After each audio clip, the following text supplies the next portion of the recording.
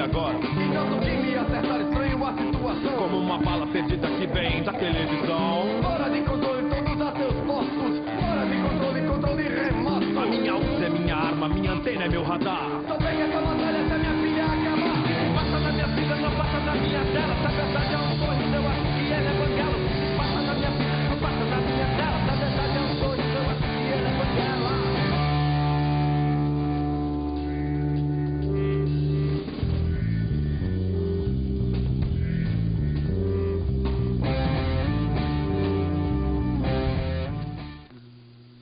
Às vezes eu me pego assim, mas como é que se faz uma reportagem para dizer uma mentira dessa? A verdade, ela tem muitas faces. Como é que você mente? Como é que você inventa? Sempre é uma visão parcial de toda e qualquer coisa.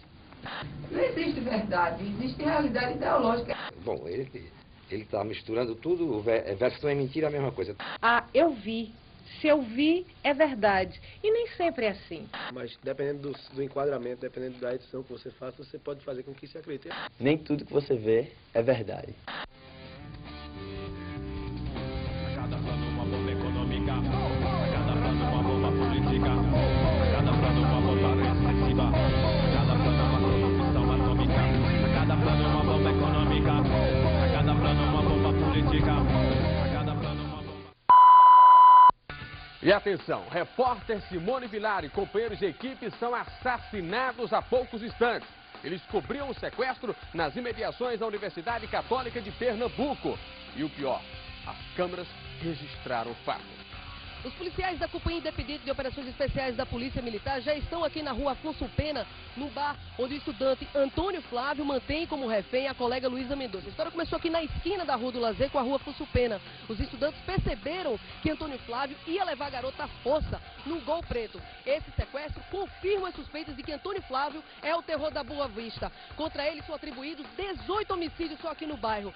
Ele pede a presença da imprensa para tentar negociar com os policiais a liberdade da estudante. Do ponto de vista técnico, a questão do drama prende, né? Você coloca um conflito, vai ou não vai acontecer, né? E da mesma forma, quando você também quer que alguém fique assistindo até o fim, você não revela o final. Fique mais um pouco, depois dos comerciais, você, né? É o gancho da matéria. Eu acho que se utiliza um pouco de dramaticidade excessiva para se tentar seduzir o telespectador. A mim, como telespectadora, cansa. O estilo é cansativo, porque ele não chega no fato. Entendeu? Ele leva horas e horas para chegar, horas e horas. Ele demora até chegar né, no fato, dizer o que realmente aconteceu. E a história do plano aberto é para mostrar sangue, para mostrar ação, para mostrar violência, para deixar tudo muito claro. Porque no plano aberto você não perde lance nenhum. Teoricamente você não perde lance nenhum. Você tem a maior probabilidade de exibir o que você quer, de exibir os acontecimentos todos que estão rolando naquela sequência lá. E você também não dá tempo, eu acho, a gente fica analisando Não tem nada a ver com a reportagem. Não, acho que não tem nada a ver com isso, eu não acredito nisso. E você não tem tempo também de raciocinar a situação, de discernir sobre a situação. É uma coisa que envolve muito mais o emocional do que o racional, ou seja, você está lidando muito mais com uma coisa de sentimento do que de informação, de racionalização. Isso atrai o público. Às vezes você pensa que o povo está gostando daquilo, que é o que o povo quer, mas talvez ninguém tenha dado a oportunidade do povo de mostrar outra coisa, de se ver outra coisa. O telespectador não é bobo. Vocês têm a impressão que só vocês são inteligentes. Eu digo vocês, as pessoas que criticam, que acham que há manipulação. Não é. O brasileiro, ele sabe o que é manipulação, ele sabe quando está sendo enganado. Ele não é bobo, como muita gente pensa que é. A partir do momento que você tem a força do controle remoto, você, de alguma forma, você vai determinar, vai dizer o que as televisões devem colocar no ar ou não. Né? A partir do momento que a audiência dela começa a cair, ela começa a repensar o modelo dela de programação e tal, e tal, e tal. Isso é um lado. Agora, é bem verdade que em televisão você nivela muito por baixo. Então, mesmo que eu democraticamente use assim, o meu controle remoto, o meu leque de opções está dentro de um limite estabelecido pela televisão como veículo. Então, assim, eu posso estar, às vezes, trocando 6 por meia dúzia. Nós vamos passando aqui pela rua Afonso Pena e conversar com o tenente Câmara.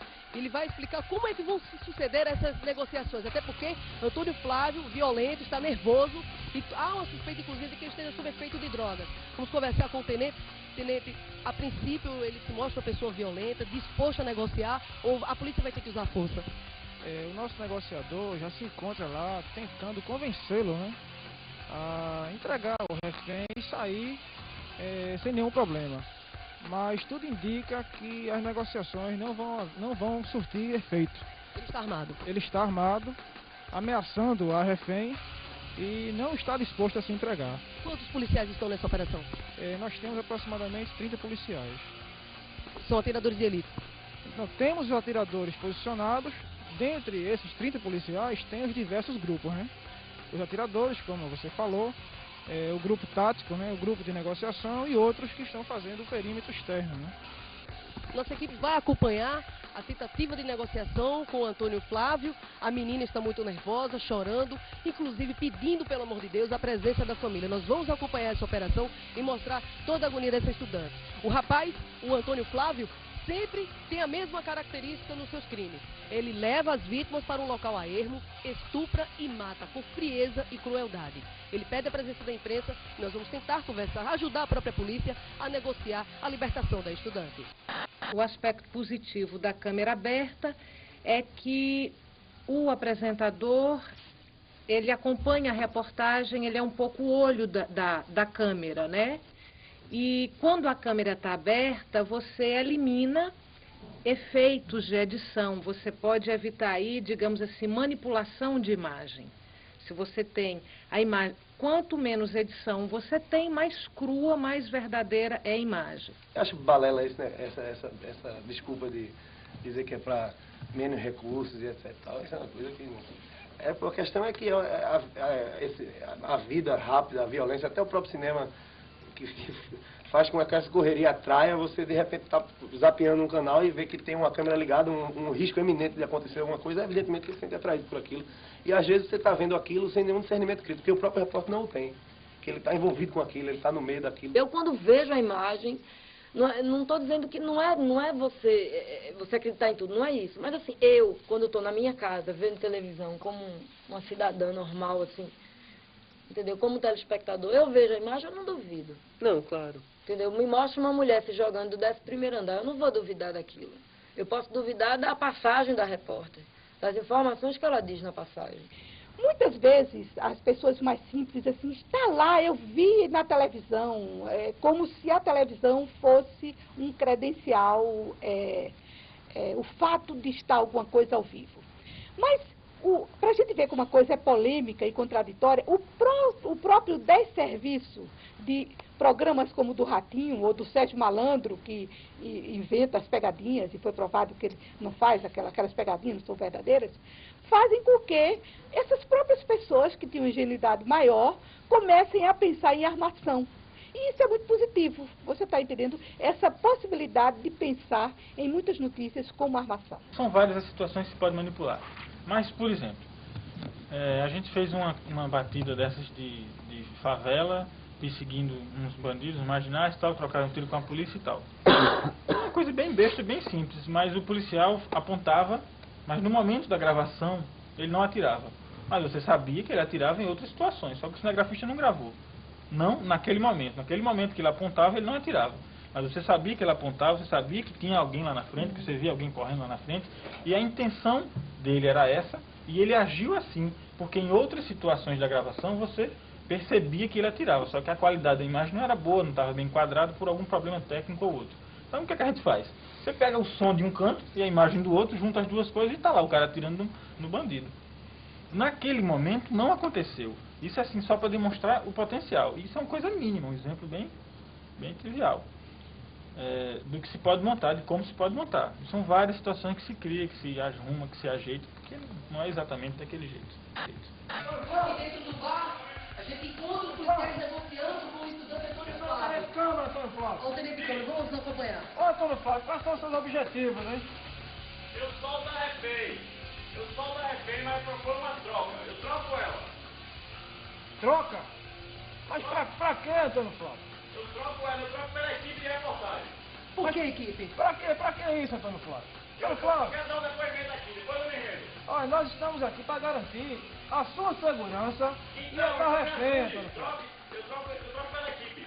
Me dê a baixinha na tribuna e o câmera. O que é que você quer com a equipe de reportagem? Eu só vou dar um depoimento, câmera. Eu vou dar um depoimento e saio. É só um depoimento? Só um depoimento aqui dentro. Certo, então o policial pode acompanhar a equipe, não pode? Não, assim não. Assim eu não aceito. Assim eu não aceito não. Negativo. E qual é a garantia que eu vou ter que você vai soltar o refém quando a equipe chegar aí? Depois. É a minha palavra. Vamos fazer o seguinte, ele vai acompanhar de longe, tá certo? Daí, até onde você vai. Ninguém passa daí. A equipe vai na frente, ele vai atrás. Daí, câmera. Olha, vamos conversar, preste atenção. A equipe de reportagem vai à frente e o meu policial vai lá na retaguarda só para trazer o refém. Sem chance. Eu solto ela daqui. Olha, eu vou ver o que eu posso fazer. Tenente, a gente, se tiver a garantia de que nossa equipe vai e apenas grava a declaração dele e a gente volta, tudo bem. Agora a gente precisa dessa garantia. Antônio Flávio, a gente não vai ficar como refém não, né? Não, é só um depoimento. É só um depoimento que você sai. Pô, até para ajudar na libertação da estudante Luísa Mendonça, a gente se propõe a gravar, ouvir o Antônio Flávio, já que, até para ele se explicar os 18 homicídios que ele cometeu só no bairro da Boa Vista. É nítida a confusão entre o poder que a mídia tem e o poder de Estado de Direito. Quantos casos não são raros em que se condena alguém nos jornais antes mesmo da justiça? Quantos casos não são raros de se imaginar que é melhor procurar antes um repórter famoso, como é o caso do Recursos Humanos, do que procurar a sociedade organizada ou procurar os órgãos competentes? Entendeu? Então, se criou, tamanha a influência que esse meio de comunicação exerce sobre a gente, que se criou uma imagem de que quem pode nos defender ou nos dizer o que é verdade não é mais o Estado organizado, os órgãos competentes, etc. E sim a televisão. A mensagem que fica é aquela de desconfie. Desconfie sempre. Porque, fazendo um comparativo, cinema e televisão, o cinema pode tudo. O cinema é ilusão, você cria o que quiser. E se você considerar na televisão, digamos, o jornalismo, tudo que você vê, você supõe que é verdade. Só que as armas que você tem no cinema, você tem na televisão, porque são audiovisuais semelhantes, da mesma família e tal. Você pode adaptar as armas e criar situações como se cria no cinema. Então você cria a situação que quiser. E sendo em televisão, sendo em jornalismo, todo mundo vai achar que é verdade. É a concorrência que está levando os órgãos de informação, de uma maneira geral, a exagerarem nos assuntos ao ponto de mentirem. Porque muitas vezes estão procurando o sexo dos anjos quando aquele assunto já foi esclarecido há muito tempo. Depende de quem está por trás da câmera, por trás da edição, por trás do teclado. Se o sujeito for um mau jornalista, for antiético, ele vai fazer tudo para burlar a verdade e atingir os seus objetivos, que podem ser os mais inconfessáveis. Por que a concorrência existe? Os meios justificam os fins, vale tudo,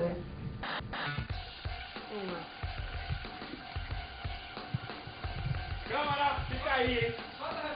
Fica aí. Liberta refém? Por quê? Por quê? Você foi isso? Eu, caralho. Desliga essa porra. Desliga essa porra. Não, Coelha, caralho. Coelha. Vai agora pra página 12, porra.